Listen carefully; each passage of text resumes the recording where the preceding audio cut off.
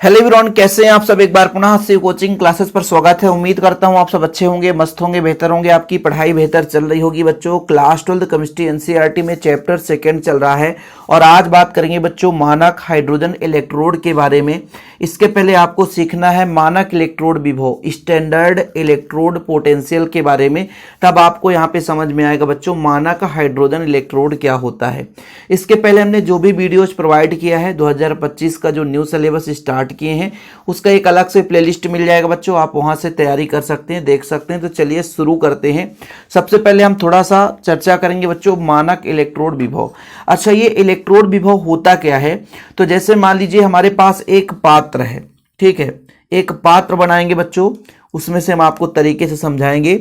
एक पात्र हमने ले लिया और इस पात्र पर एक हम विद्युत अपघट्ट का विलयन रख दिए।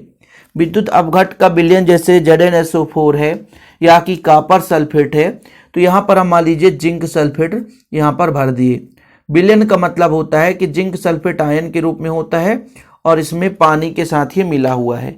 अब इस पर एक हम इलेक्ट्रोड लगा देते हैं तो एक आपका अर्ध सेल बन जाता है। एक सिंगल इलेक्ट्रोड आपका अर्ध सेल कहलाता है। कहीं भी आपका सिंगल इलेक्ट्रोड है, किसी विलयन में डूबा है, तो ये आपका अर्ध सेल हो गया बच्चों। ये क्या हो गया? अर्ध सेल। ठीक, अब देखिए जैसे ही हमने जिंक को इस विलयन में डुबाया तो यहां पर ये जिंक सल्फेट था बच्चों। क्या था? जिंक सल्फेट था। जिंक सल्फेट ZnSO4, ये जिंक सल्फेट था और ये जिंक है। जैसे ही जिंक को हमने जिंक सल्फेट में डुबाया तो ये क्या करता है बच्चों? 2 इलेक्ट्रॉन त्याग देता है और Zn2 पॉजिटिव के रूप में हो जाता है। ठीक है, और इन्होंने 2 इलेक्ट्रॉन त्याग दिया है, प्लस का 2 इलेक्ट्रॉन। तो जब 2 इलेक्ट्रॉन त्यागा तो ये इलेक्ट्रॉन कहाँ पे रह गया? इस क्षण पर रह गया, धातु के क्षण पर, और Zn2 पॉजिटिव है बच्चों, ये आपका विलयन पे आ गया।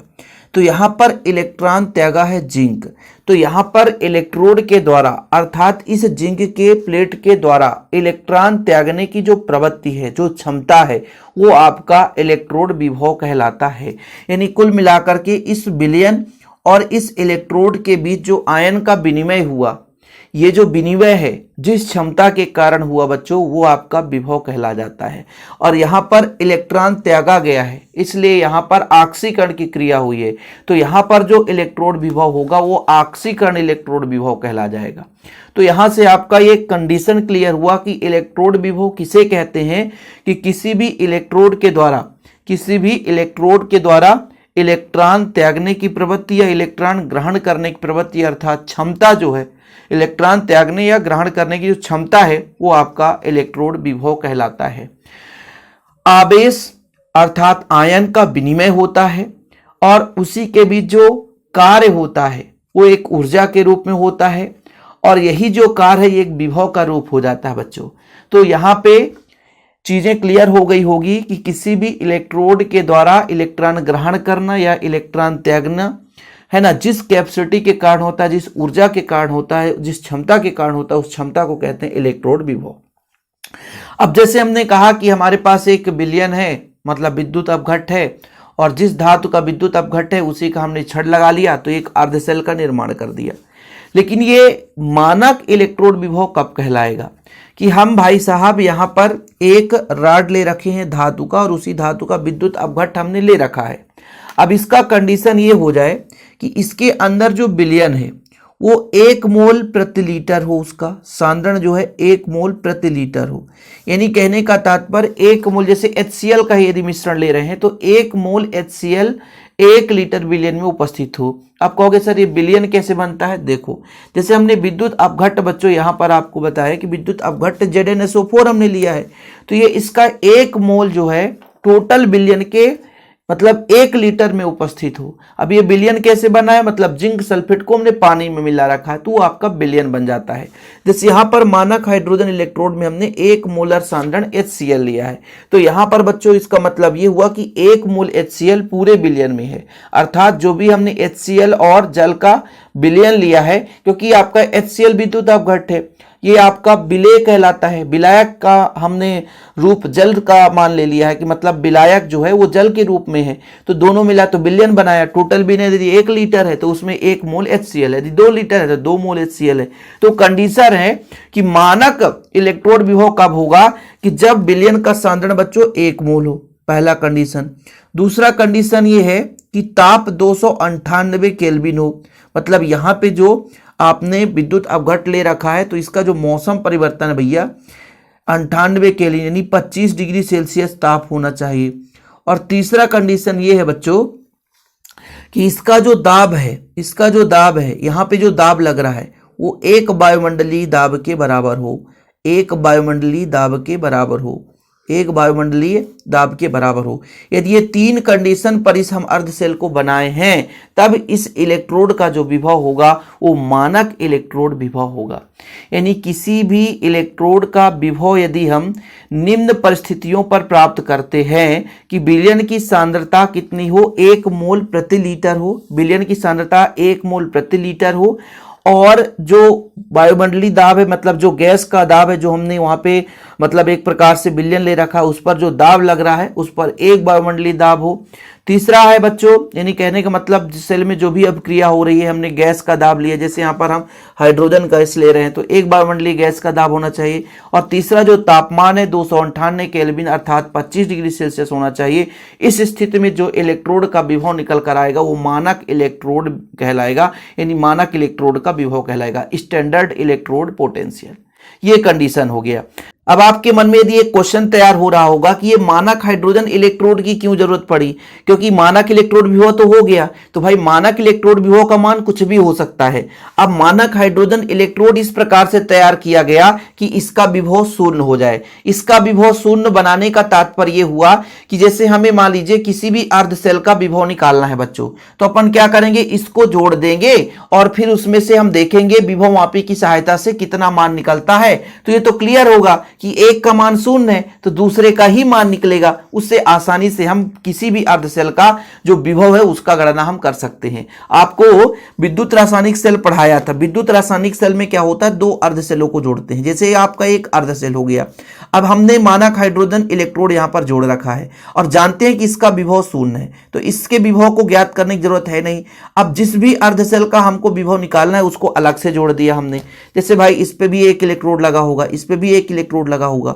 अब इनको अपन क्या कर दिए, महापरिपथ के माध्यम से यहां पर हमने लगा दिया विभव मापी। विभव मापी से क्या होगा, कुंजी भी लगा दिया, मान लीजिए चलो कुंजी लगा दिया, यहाँ पे विभव मापी है, इसका मान हमें पता है बच्चों शून्य है। तो यहाँ पे जो गणना करेंगे, जो यहाँ पे विभव मापी की सहायता से विभव ज्ञात की जाएगी, तो केवल और केवल इस अर्ध सेल का मान निकलेगा। चीजें क्लियर हुई कि ये मानक हाइड्रोजन इलेक्ट्रोड बनाने का तात्पर्य क्यों, यहाँ पर इसका क्या उपयोग है, ऐसा क्या हुआ कि इसको बनाना पड़ा।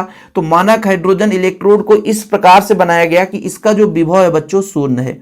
इसका विभव कितना है, शून्य है। अब इसका यदि विभव शून्य है तो इसको हम एक अन्य अर्ध सेल के साथ जोड़ते हैं तो एक सेल बन जाता है बच्चों। जब एक सेल बन जाता है तो इसमें धारा बहने लगती है। अब यहां पर हम क्या करते हैं, विभव मापी लगा देते हैं। अब विभव मापी की सहायता से विभव की गणना हो जाती है। अच्छा, विभव की गणना हो जाती है तो ये दोनों का विभव तो हो नहीं सकता है, क्योंकि हमने एक साइड जोड़ रखा है मानक हाइड्रोजन इलेक्ट्रोड, इसका विभव शून्य होता है बच्चों। तो ऐसा इसको बनाया जाता है ताकि इसका विभव शून्य हो। अब बात करते हैं बच्चों मुद्दे की बात अब यहां से शुरू होती है, क्योंकि पूरा पृष्ठभूमि तैयार करना ही पड़ेगा कि कहां से आ रहा है। क्योंकि बच्चों आप लोगों के मन में ये ना रह जाए ना कि सर ने ये चीज तो समझाया नहीं, सीधे रटाना शुरू कर दिया, ये चीजें नहीं रहती बच्चों। इसको बनाने के लिए हम क्या करते हैं बच्चों कि सबसे पहले एक पात्र में 1 मोलर सांद्रण HCl का विलयन लेते हैं। समझिएगा, एक हमने पात्र लिया बच्चों, उसमें हमने 1 मोलर सांद्रण का HCl विलयन ले लिया। ठीक है, यानी एक पात्र में 1 मोलर सांद्रण HCl का विलयन ले लिए। अब यहां पर देखिए एक कांच की नली है, इसमें डूबी हुई है। ये आपको बाहर का भी एक जैकेट देखा, ये भी कांच का है बच्चों। अंदर भी एक छोटा सा कांच का जैकेट है और इसके अंदर एक प्लेटिनम का तार लगा रहता है और नीचे ही यहां पर प्लेटिनम ब्लैक से लेपित ये प्लेटिनम का ही आपका इलेक्ट्रोड है। यानी कुल मिलाकर के यहां पर प्लेटिनम ब्लैक से लेपित रहता है और ये प्लेटिनम का ही एक प्रकार से प्लेट होता है। तो सबसे पहले आपने कहा कि एक पात्र में 1 मोलर सांद्रण HCl विलयन ले लिए। ठीक है, कोई दिक्कत तो नहीं बच्चों। और इसमें एक कांच की नली डूबी रहती है, एक कांच की नली डूबी रहती है जिसके अंदर, जिसमें प्लेटिनम के तार की सहायता से एक प्लेटिनम की ही पत्ती लगी रहती है। या इसको हम ऐसा भी कह सकते हैं कि प्लेटिनम ब्लैक से लेपित एक प्लेटिनम की पत्ती लगी रहती है। देखिए ना जरा, ये आपका जो अंदर से दिख रहा है बच्चों, ये प्लेटिनम की पत्ती है, यहां पर नीचे प्लेटिनम के तार से लटका हुआ है। ठीक है, अब जो आपका ये छोटा सा कांच का जैकेट है, इसके बाहर भी एक कांच का जैकेट लगा रहता है जिसमें एक छिद्र रहता है जिसके माध्यम से हम शुद्ध हाइड्रोजन गैस प्रवाहित करते हैं।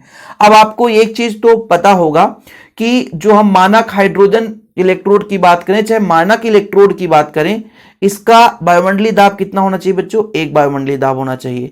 तो हम यहां पर 1 वायुमंडलीय दाब पर शुद्ध हाइड्रोजन गैस प्रवाहित करते हैं। और जब हाइड्रोजन गैस प्रवाहित करते हैं बच्चों, तो यहां पर ये हाइड्रोजन गैस क्या होता है, इस प्लेटिनम की पत्ती पर अधिशोषित हो जाता है, यानी कुछ मात्रा में चिपक जाता है। ऐसे साधारण भाषा में करो, अधिशोषित का मतलब होता है सतह पर आकर जम जाना, और शेष जो एक्स्ट्रा होते हैं बच्चों, वो बुलबुले से बाहर निकल जाते हैं। ये बुलबुला है, मान लीजिए ये बुलबुला ही दिख रहा है, ये बुलबुला से आपका बाहर निकल जाएगा। इन जितनी आवश्यकता है बच्चों, यहां पर अधिशोषित हो जाता है और बाकी बाहर हो जाता है। अब ये जो आपका मानक हाइड्रोजन इलेक्ट्रोड होता है बच्चों, ये कैथोड की भांति भी कार्य करता है और एनोड की भी भांति कार्य करता है। दोनों रूप में ये कार्य करता है, यानी इलेक्ट्रॉन जैसे आयन के रूप में है तो इलेक्ट्रॉन किसी से ले लेता है, या किसी को इलेक्ट्रॉन देकर के आयन के रूप में हो जाता है। इसलिए ये सबसे ज्यादा कारगर होता है, क्योंकि कैथोड के रूप में, एनोड के रूप में, दोनों के रूप में किया जा सकता है।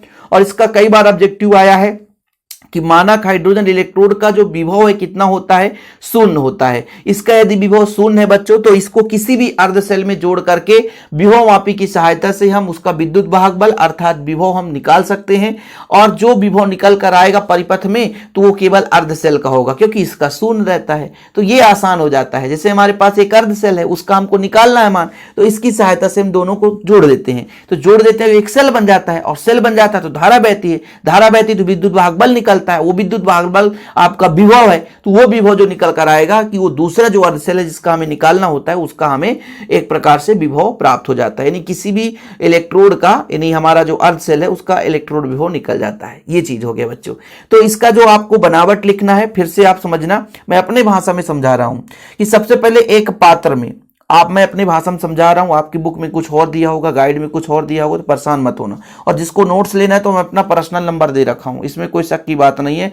96 85 29 91 49, ये मेरा पर्सनल नंबर है बच्चों। 9685299149, 96 85 29 91 49।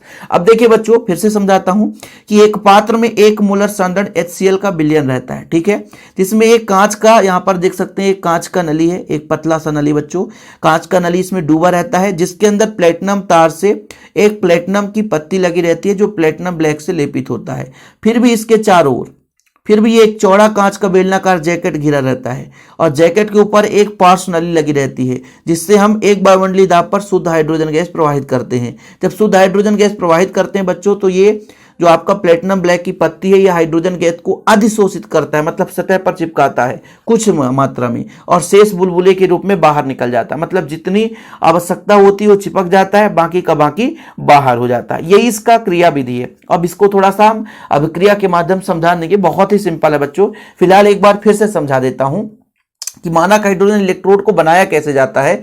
कि मानक हाइड्रोजन इलेक्ट्रोड को बनाने के लिए एक पात्र में 1 मोलर सांद्रण HCl का विलयन लेते हैं, जिसमें आपका बच्चों एक, यहां पर देख सकते हैं कांच की नली डूबी है, देख सकते हैं पतली जैकेट यहां पर दिख रहा है, कांच की नली है, एक प्रकार से कांच की नली डूबी रहती है, और इस कांच की नली में के अंदर प्लेटिनम का तार लगा रहता है, जिसमें एक प्लेटिनम की पत्ती है ना लटकी हुई होती है, या प्लेटिनम का यहाँ पर एक छोटा सा पत्ती बच्चों लगी होती है, जिस पर प्लेटिनम ब्लैक का लेप लगा रहता है। अब यहाँ पर इस प्लेटिनम ब्लैक की पत्ती को इसके चारों ओर एक बेलनाकार जैकेट से बंद कर देते हैं, अर्थात ये जो प्लेटिनम की पत्ती है वो बेलनाकार जैकेट से घिरा रहता है, जिसके पॉर्स नली यहाँ पर ऊपर होगा, पॉर्स नली होता है, मतलब एक प्रकार से छोटा सा छिद्र बन रहता है, साइड ट्यूब कहते हैं जिसे, पार्श्व नली। ठीक है, जिसमें हम 1 वायुमंडलीय दाब पर शुद्ध हाइड्रोजन गैस प्रवाहित करते हैं। जब शुद्ध हाइड्रोजन गैस प्रवाहित करते हैं तो कुछ मात्रा में ये हाइड्रोजन को अधिशोषित कर लेता है, बाकी शेष बाहर निकल जाता है। बस इसका यही प्रोसेस है। अब इसके अंदर हाइड्रोजन का विनिमय होना शुरू होता है। अब जैसे बच्चों इसको हमने किसी अर्ध सेल के साथ इस प्रकार से जोड़ दिया कि ये एनोड का कार्य कर रहा है, तो एनोड का कार्य करेगा जब यहां पर, तो किस प्रकार से कार्य करेगा मैं आपको यहां पे समझाता हूं। जब एनोड की भांति कार्य करेगा तो एनोड के लिए कैसा कार्य करेगा, यहां पर मैं आपको एनोड के रूप में बताऊं तो एनोड के लिए क्या कार्य करेगा बच्चों, H2 जो गैस है ये सीधा 2H पॉजिटिव बनाएगा बच्चों, 2 इलेक्ट्रॉन निकाल देगा। और ये चीज क्लियर है, यदि एनोड का कार्य कर रहा है तो इस पर क्या हो रहा है बच्चों, ऑक्सीकरण हो रहा है। इलेक्ट्रॉन का त्यागना ऑक्सीकरण कहलाता है, ज्यादा ही नहीं कुछ है ना। इलेक्ट्रॉन का त्यागना क्या कहलाता है, ऑक्सीकरण। तो यहाँ पर ऑक्सीकरण हुआ मतलब फिक्स है, ये एनोड की भांति कार्य करता है।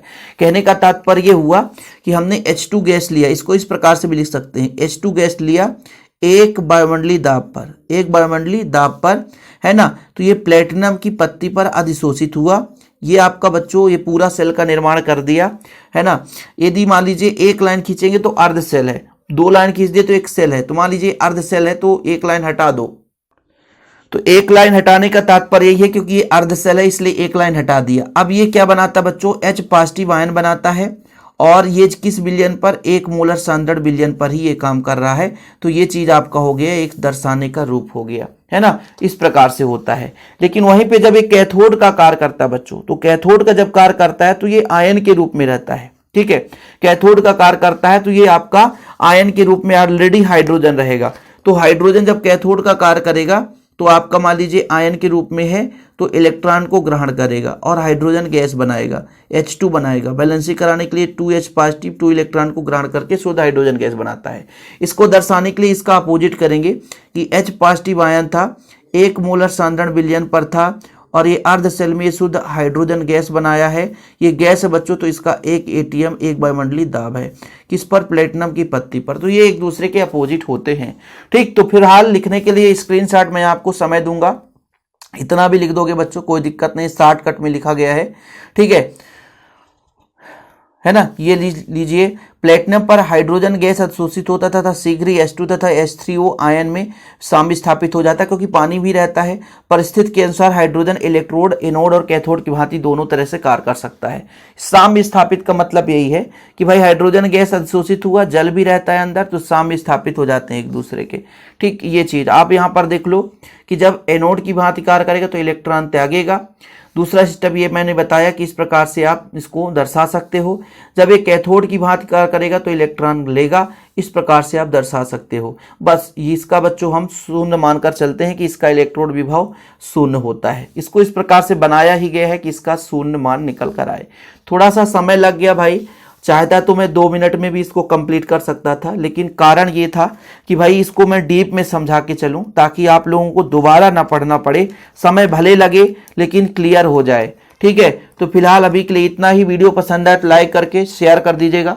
चैनल में पहली बार आए चैनल को सब्सक्राइब कर लेना। नोट्स लेना है तो मेरा पर्सनल नंबर है बच्चों 96 85 29 91 49। जिसको नहीं पता तो यहाँ पर मैं अपना नंबर लिख देता हूँ। ये मेरा पर्सनल नंबर है 9685299149। ये मेरा पर्सनल नंबर बच्चों, इसमें आप व्हाट्सअप करें या कॉल करके डिटेल्स ले सकते हैं, लेकिन नोट्स जरूर ले लें ताकि प्रॉपर रूप से तैयारी होते रहे। जय हिंद, वंदे मातरम।